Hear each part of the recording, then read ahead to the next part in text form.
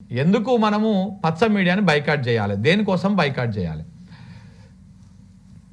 ఇది అంత ఆషామాషి వ్యవహారం కాదు. అనుకుంటున్నాడు రాధాకృష్ణ లేకపోతే ఈ సామాజిక వర్గం బ్యాచ్ మొత్తం అనుకుంటున్నది మనలేవాడు ఏం చేస్తాడు, మనకు 2 ప్రభుత్వాలు అండ ఉందని చెప్పేసి. వీళ్ళు కాళేశ్వరం మీద ఒక విషం జిమ్మేటువంటి రాతలు రాస్తారు. ఎందుకంటే కాళేశ్వరం కడితే కాళేశ్వరం నుంచి నీళ్ళు వస్తే తెలంగాణ రైతు బాగుపడతాడు కాబట్టి కాళేశ్వరం మీద విషం జిమ్మే రాతలు. కాళేశ్వరం 1,00,000 కోట్ల అవినీతి అని చెప్పేసి ప్రచారం చేసింది ఇవే కులగజ్జి మీడియాలు. 1,00,000 కోట్లు ప్రాజెక్టు కడితేనే కాలే, 94,000 కోట్లు ప్రాజెక్టుకి అయితే ఇంక్లూడింగ్ థర్డ్ టీఎం సహా అయితే ఇప్పటిదానికి అయిన ఖర్చు అయితే 1,00,000 కోట్ల అవినీతి అని చెప్పేసి ఈ పత్రికలు రాయడము, ఈ పత్రికలను మార్నింగ్ న్యూస్లో అనాలిసిస్ చేసే మన బేవార్సు బ్యాచ్ 1,00,000 కోట్ల అవినీతి అని చెప్పేసి మాట్లాడడం ఇంగితం లేకుండా. ఇది విష ప్రచారం. దాని తర్వాత ఫోన్ ట్యాపింగ్ సంబంధించి ఏం జరిగిందో ఎట్లా జరిగిందో ఎవరికి ఒక క్లారిటీ లేదు దీని మీద. ఇప్పటికి కొంతమంది అధికారులను తీసుకుపోయి జైల్లో పెట్టిర్రు. వాళ్ళు బెయిల్ మీద 11 నెలల తర్వాత బయటకు వచ్చారు. రకరకాల వార్తలు రోజు వడ్డీ వారుస్తూ ఉంటారు. దాని ఇంటెన్షన్ ఏంటి? దాంట్లో చాలా కోణాలు ఉన్నాయి. రాజకీయ కోణము, సామాజిక కోణము, ఇట్లాంటి చాలా కోణాలు ఉన్నాయి.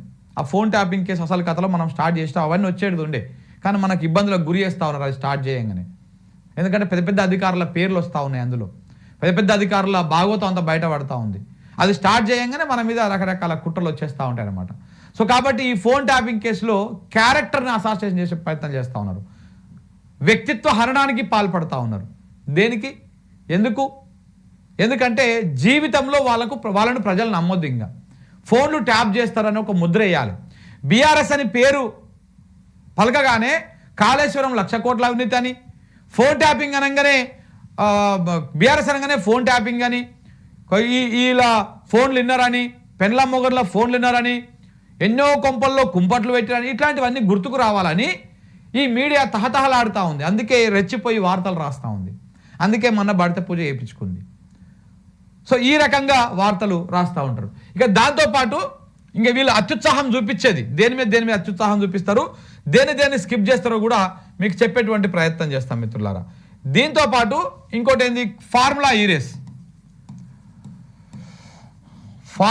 రేస్ వచ్చేసి అసలు ఈ ఫార్ములానే సగం మందికి తెలియదు ఈ మీడియా ఛానళ్ళకి.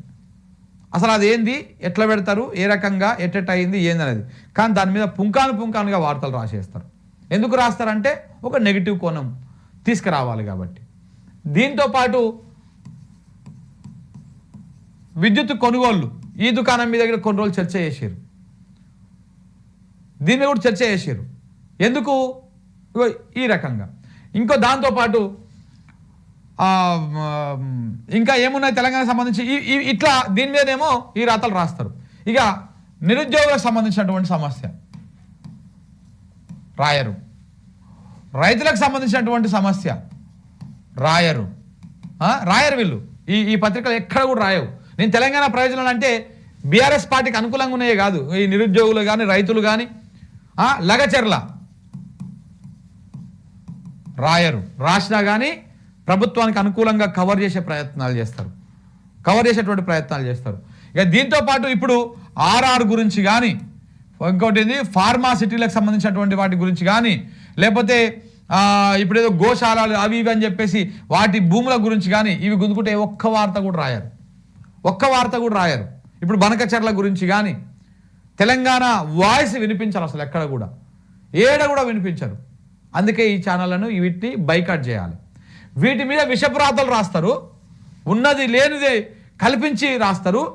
ఈ ప్రజా సమస్యల మీద మాత్రం ఒక్క ముక్క కూడా రాయరు.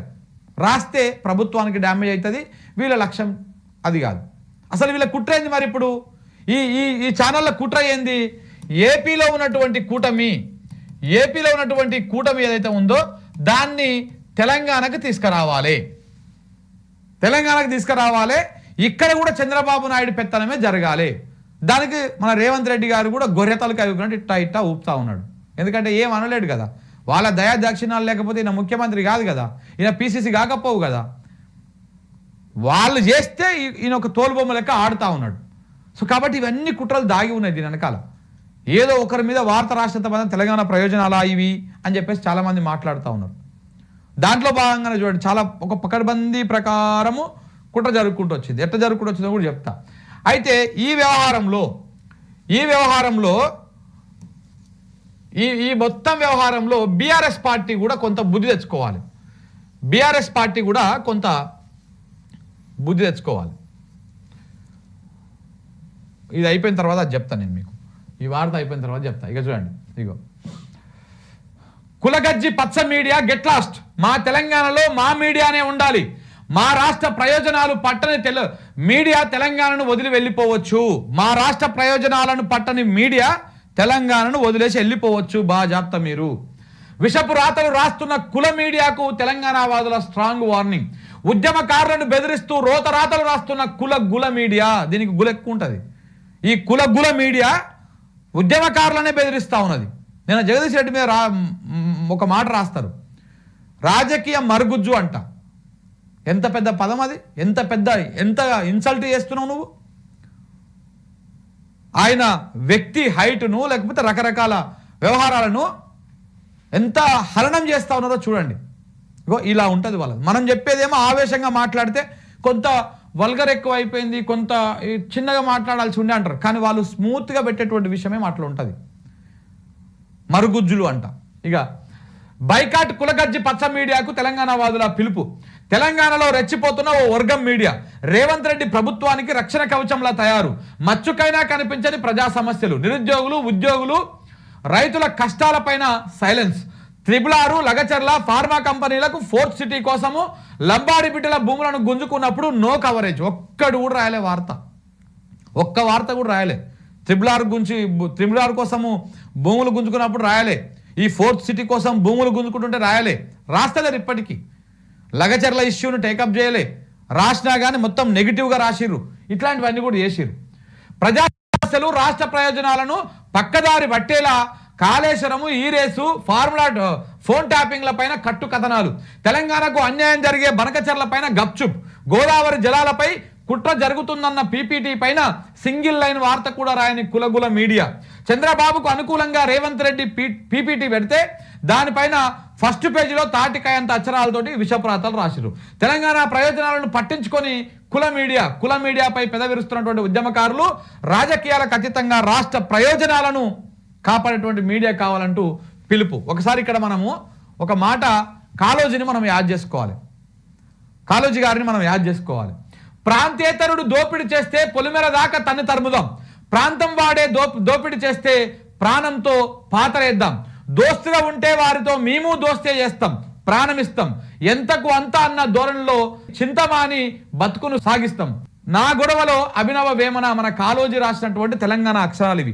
తెలంగాణ వచ్చిన తర్వాత ప్రాంతేతరులను సైతం కడుపులో పెట్టుకొని కంటికి రెప్పలా చూసుకుంది తెలంగాణ. అందులోనూ పక్క రాష్ట్రం సంబంధించినటువంటి ఓ వర్గం మీడియా కూడా ఉన్నది. తెలుగు మీడియాలో దాదాపు 80% సంస్థలు పక్క రాష్ట్రానికి చెందిన ఒకే సామాజిక వర్గానికి చెందినవే అయినప్పటికీ గత 10 ఏళ్ళు వాళ్ళ మీద ఈగ కూడా వాళ్ళనివ్వలేదు తెలంగాణ. అదే అలసుగా తీసుకొని నేడు వాళ్ళ అసలు స్వరూపాన్ని ప్రదర్శిస్తున్నాయి. ఒకరోజు జై తెలంగాణ అనొద్దని వార్తలు రాస్తాయి, మరొక రోజు జై తెలంగాణ అంటే సెంటిమెంటు, మళ్ళీ సెంటిమెంటు రాజకీయం అని వార్తలు వడ్డిస్తాయి. తెలంగాణ నాయకుల వ్యక్తిత్వ హననం, ఉద్యమకారుల మీద చిల్లర రాతలు, తెలంగాణ ప్రయోజనాలను పట్టకుండా ఏపీ చంద్రబాబు నాయుడు అడుగులకు మడుగులెత్తుతున్న ఈ మీడియా మనకు అవసరమని గలం విప్పుతున్నారు తెలంగాణ వాదులు. మా గోస, మా బతుకులు, మా కష్టాలను చూపించని ఈ గుల మీడియా మాకు అక్కర్లేదు. గెట్ లాస్ట్ కులగజ్జి పచ్చ మీడియాని గలం విప్పుతోంది తెలంగాణ సమాజం. బరాబర్ గెట్ లాస్ట్ అని చెప్పేసి మనం ఎలగొట్టాల్సింది, దాంట్లో ఏం డౌట్ లేదు.